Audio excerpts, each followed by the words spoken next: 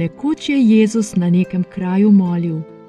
Ko je nehal, ga je eden izmed njegovih učencev prosil: Gospod, nauči nas moliti, kakor je tudi Janez naučil svoje učence.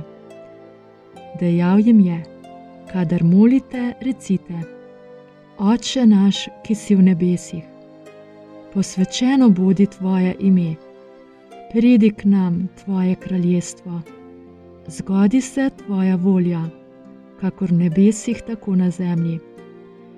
Daj nam danes naš vsakdanji kruh in odpusti nam naše dolge, kakor tudi mi odpuščamo svojim dolžnikom. In ne vpelji nas v skušnjavo, temveč reši nas hudega.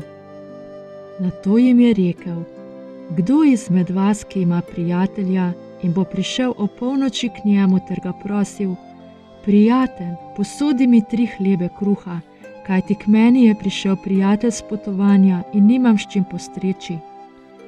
In bi mu on iznotri odgovoril: Ne nadleguj me, vrata so že zaprta in moji otroci z menoj v postelji. Ne morem vstati in ti dati. Povem vam, če ne bo vstal in mu dal zato, ker je njegov prijatelj, bo zaradi njegove nadležnosti vstal in mu dal, kolikor potrebuje.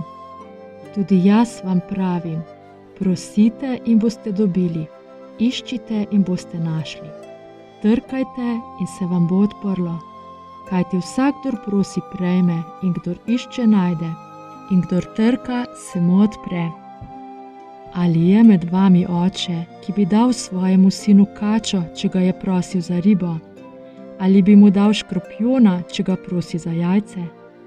Če torej vi, ki ste hudobni, znate dajati svojim otrokom dobre reči, koliko bolj bo nebeški Oče obdaril s Svetim Duhom tiste, ki ga prosijo.